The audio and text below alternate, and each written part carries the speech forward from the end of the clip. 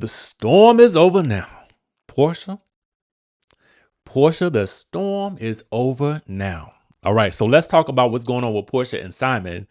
Then we're going to be talking about the Belle Collective reunion, so don't go nowhere. Also, I did a audio version of my recap for The Polygamist. I'm just trying to figure out how to upload it because it's not going to be the way that I thought I could. So be on the lookout for that because it's quite good. It's quite good. It is low key like cinema if I do say so myself. All right. Let's get into the Porsha of it all, okay? Because I know y'all want to hear about that. This happened last night that we got word about this. Shout out to the Neighborhood Talk, TMZ, all the people. All right, the headline reads, Porsha scores big win in divorce settlement. Simon has signed over all interest in the ATL mansion to her, agreed to give the title of the Rolls-Royce and over $1.5 million in reimbursement. So here's what's going on. TMZ has gotten this info, of course. Simon did a quitclaim deed and went ahead and transferred his remaining interest in the Atlanta home over to Porsha. He apparently also agreed that from his part of the home's equity, his ex is due $1.5 million in reimbursement. He apparently also even threw in the title to that 2021 Rolls-Royce. So she got the house and she got the car. All right, so this opens the gate for Porsha to do whatever she wants with the home. She can sell it and he can't get in the way if she chooses to. The terms were agreed to under oath on the 5th of August, according to the documents. That brings the saga to a close. Porsha can celebrate. Okay, Big P, thoughts? Okay, so I don't know the full breadth of her financial situation, but I would estimate, in my opinion, that she does not sell the home at least this year because they're they're going back into filming in 2 to 3 weeks at this point. So there's no point in trying to get anything done now unless she wants to make looking for a new home her story, right? Which she could, in fact, do, right? If she chooses to not want to stay in the house due to the memories or whatever the case may be.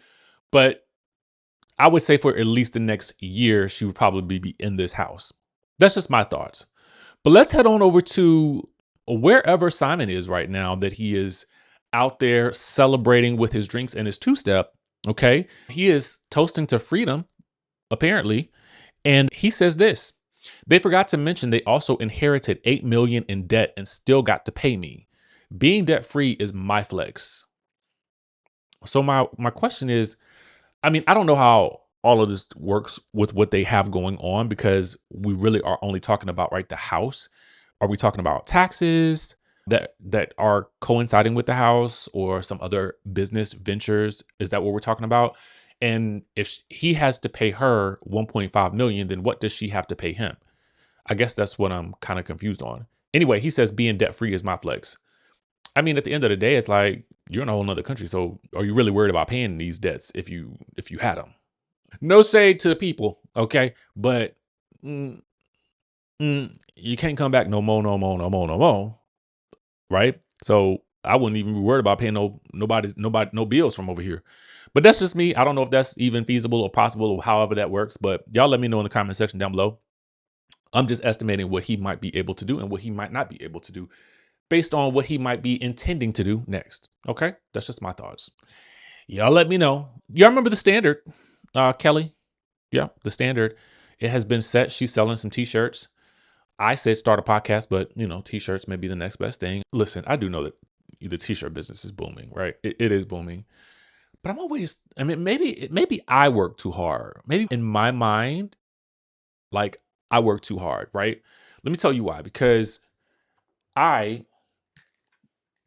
right, so I started this brand in 2021, right? Why? Because I was buying sea moss from someone who, no shade to her, but I don't see the process of how that was being made. And I'm shipping it to my parents, right? Because it was doing the panorama. So we wanted to stay healthy. So I was like, oh, if I had it in a packet like this, then I could travel with it too. Ding, ding, ding, bling, bling, bling. So in my mind, I was like, oh, I took kind of the complicated route for this, but whatever. But maybe I should have just done some t-shirts, Sky Squad. Hey.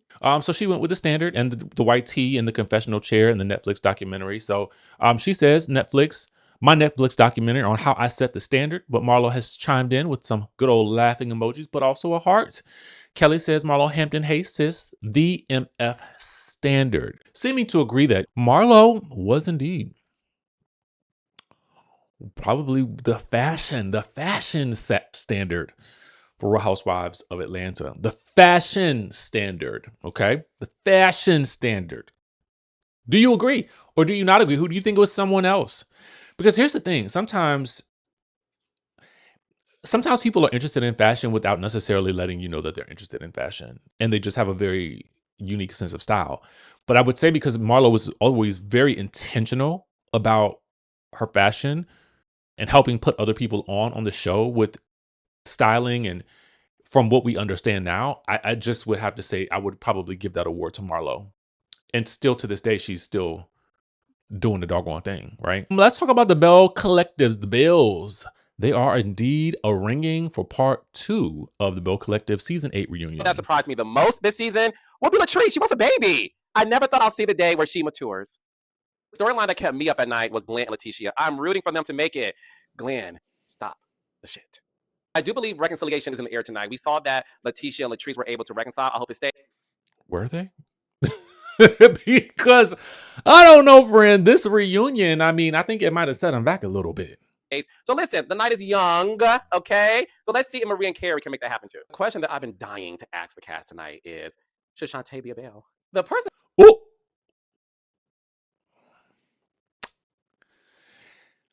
Oh, that's a very interesting question. And I think I kind of want to stop it there because... No, we're going to come back to it. Who I think is the most ready to be honest is Carrie. I think she's been in the hot seat, but I think my girl can handle it. The one BTS secret that I can share without getting in trouble. He ain't sharing nothing. Okay. He ain't gonna share it. I'm just letting you know. Questions that need answers. Who is going to interrogate who tonight? Questions I need answered. Who started the whole thing that my business was closed down? Who Spoiler alert, we don't find this out. started that? I need answers. Questions that need answers is, when did loyalty become an option in this group? Questions that need answers. When did lies become true? Like, if you say it several times, does it become the fact? I'm trying to figure that part out. Questions that need answers. That is, when did double standards become a thing in this collective? Questions that needs answers.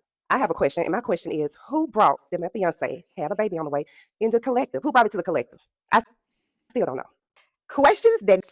All right, so let's get into some things that we do get answers to with regards to the Belle Collective Season 8 reunion.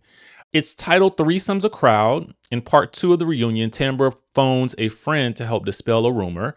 Amanda makes a big accusation against the Pearsons. Leticia makes a surprise announcement. Matt and Carrie's mothers lock horns and about Marlene's meddling in the Paul's marriage. Okay, so let me just give you guys like my overall like first take of this reunion. For me, as I sat back and I watched it, I found myself being thoroughly entertained. I was amused. And by the end of the reunion, I got to tell you, if you haven't seen it, this is the reunion to watch. This is a reunion that makes you realize why you like watching a show like Belle Collective. It is because, especially because you see as things get towards the end and the men are there, they are there, but not in the context that they are necessarily creating or stirring up drama, as we may see with some of the other shows like A Love and Marriage Huntsville. And that's not a knock against them. Trust and believe, because we like that for that show, right? But with the Bells, it does feel like the men kind of just take a back seat to the wives, but are still also very integrated into the mix in a very, very natural way. So it feels effortless in terms of what was happening. There were little reveals here and there throughout the episode. There was tension, there was arguing, unexpected things. So I do think that they gave us exactly what we needed in this period of time. And I'm hoping that Atlanta continues with that sort of feeling. Now, I know we won't get the family feeling, right, with Atlanta because of just there's a different set of marriages here. So you just have a different thing happening with Belle Collective. It's just that they're happening at the same time, that I feel like it's not really a comparison as much as it is for me, a continuation of the excitement that I felt watching this. Okay. So having given you a taste of how I felt about it, let's talk about some things that actually occurred during this reunion that were interesting to me. The question arises about whether or not Shantae should be a Belle.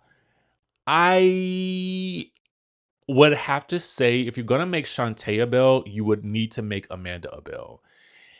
And the reason I say that is because they represent two different energies. And I'm gonna break down how I felt about them.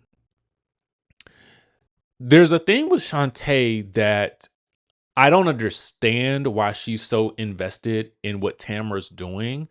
Even if her boyfriend did tell her that Tamara and Damon were not together and that Tamara was with the juice man, Tamara calls the juice man on the phone.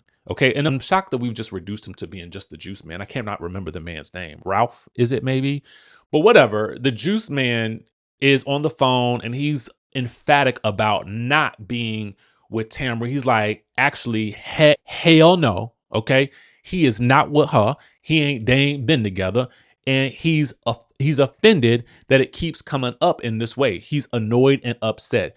And what I like about it is, as Tamara calls him, she don't flinch. She's like, put him on speakerphone.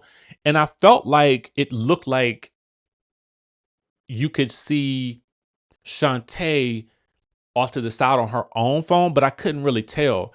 Now, at this moment, Shantae, it would be just better to just let this go. Okay. All right, cool. That was that. But because her boyfriend has told her, and I don't understand why he would be invested in this, because if Tamara says she's not with the man, he says he's not with her, and Tamara is actually with Damon. They actually have a baby. They're actually, from what we can see, co-parenting together. They are, at this point in time, that's really all I need. Okay. What she has is no smoking gun in this situation. So it's kind of like, girl, let it go. Let it go. And her positioning about it and sort of her long tail keyword answers. And what I mean by that is, when you're doing a search for something online, a long tail keyword is basically a bunch of keywords, right? So sometimes you'll type in a certain keyword and it'll yield certain results. But if you want something more specific when you're searching for something on Google, you want to enter a long tail keyword, which is basically more lines, like more words, so you can be very specific in your results. And I just feel like what we got from Shantae was long tail keyword type answers that were just running on and really said nothing. Okay. Conversely, the bombshell that Amanda drops, every time she says something, it is very succinct. Okay. Now, I might not always understand the logic behind it. Like, I believe at one point she said, didn't I always say that I felt real fake around Leticia? Well, why would you be around her then? That would be my question. Like, why are you there? Because if you're around Leticia, 9 times out of 10, I would probably say it's probably because of filming at this point. So you don't necessarily have to be around her, and you don't have to be fake when you are around her. If you feel like there is some, I mean, you are the one that knows what's going on. Okay. And if she doesn't, then you are responsible for whether or not you are fake or not. But when she does answer, it is pretty short, pretty concise. And it appears as though, I don't know, the way she carries that, there's an energy of, yes, this is what happened. When it is asked, well, did we ever, when Leticia asked, did I ever proposition you for a threesome? Amanda says, your husband have. I want to say has, but I just appreciated the succinctness in the response. I mean, I did. Like, whether it happened or, I mean, the way it happened or how it happened or not, she comes across a bit more credible because she is just so concise to me. But again, it comes out that they actually have had the 3 ways before. It was Leticia's suggestion. We learned this from Latrice, who I was like, girl, you just spilled this woman's tea. Like, for real, for real. But as the conversation opens up about threesomes, what I did find very interesting is that the entire group is very much accepting of this. And I did like that because I felt like these are grown people now having grown conversations. They're not pulling out the fake outrage or surprise that this could potentially be happening in a marriage that has existed for almost 20 something years, I would say at this point. They've been together for a long time. And I hope I'm not exaggerating that number. So I like that they were open about that. I like that they just went ahead and said it. But what we don't know is we still don't get a real response from Glenn about what exactly went down between him and Amanda. We get a lot of talking around about it, but because it's been brought to the show, I don't feel like we really cover it in too much depth. It just kind of skims the surface. I mean, the question then could have been, what exactly all happened between the two of you guys? We know that they one time sat in a car together. We don't know what happened. I mean, I not that I'm trying to imply anything. I'm just saying that that's never really been covered, to be honest with you, to satisfactory degree for me. Not that it's my business, but because it was brought to the show, I mean, that's why we're talking about it. We never do find out who said that Marie's business was closing. I only saw 10 people liking that comment. So, girl, ask one of those 10 people. I don't know.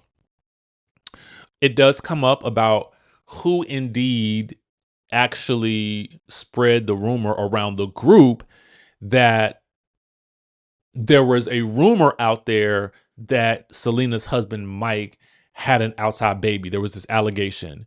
Now, it doesn't seem as though anybody in the collective actually believed it, but it was brought to the TV. And what that means is that when somebody brings something like that to the TV, it is not necessarily that the women believe it. It is that the audience may believe it. Okay.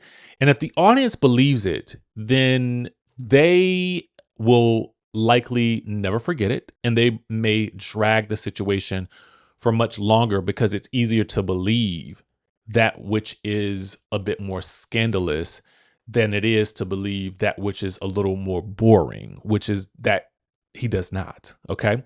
So there is a lot of from what I gather, this is what happened.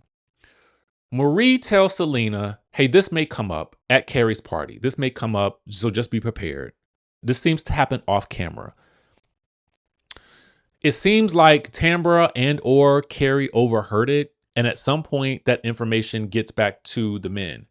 Meanwhile, Mike has already known about this and had a conversation about it with Cliff, I believe. So how it started circulating around the group, I mean, it sounds like a lot of ways. And it was only a matter of time before somebody brought it up to the camera. Okay. And I believe the person that finally brought it to the camera was Carrie. Ultimately, however she got the intel, that lies with her. Okay. Her and Tambra end up getting into it, for which I did think that Tambra was a bit like, ooh, I mean, Tambra was very rah-rah and trying to prove that Carrie, that she was not the person that aired this out. And ultimately, the onus does lie with Carrie because she's the one who said it on camera. Okay. There might have been whisperings about it, but nobody said it but her, from what we know, from what was aired, if I'm correct. And I might not be, because memory could be failing. I don't know. So there's that. We do get into Cliff and Latrice and whether or not they want to have a baby or not. I mean, I say go for it. He doesn't want to. I can totally understand it because he's a little older. So he may not want to be running around, changing diapers. But again, they rich.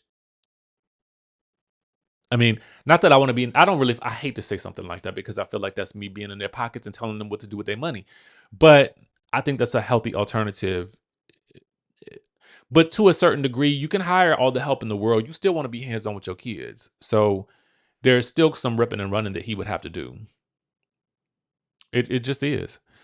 We do discuss Leticia and this post-nuptial agreement. Tamber, at least for the most part, agrees that she was wrong to do that. And Carlos points out that it seems a little odd that this man has been very supportive of you throughout your years, and the moment that you get famous is the moment that you now want to have a postnuptial agreement. But I think that there's some nuance that's still missing there. I don't think it is just that he took care of her, which I'm sure he did, okay?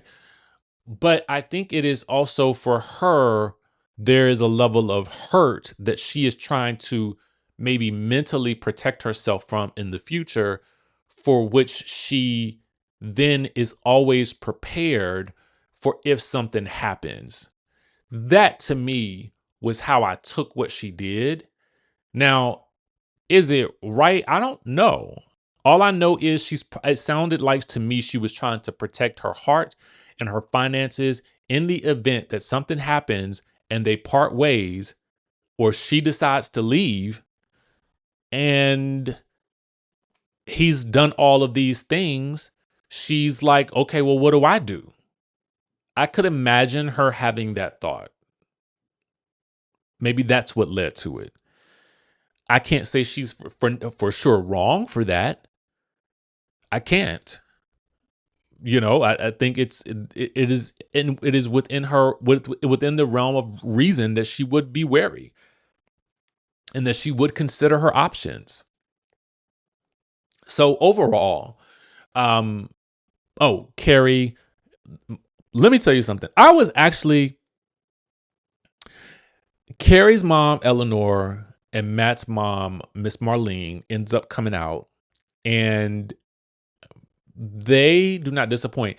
And I will tell you, Carrie's mom, I mean, at one point, Miss Marlene, Matt's mom, asked Carrie's mom, "What you drinking?" Because Miss Eleanor was like, I'm not going to let you be the one to have the final say today, okay? You be meddling in their marriage. You do it with the other son too. This is what you do. And for somebody who meddles as much as you do, you would think that you would be out there with the kids more. Ooh, I said, Miss Eleanor was sitting on Retty, okay? Sitting on Retty. It was good. It was real good.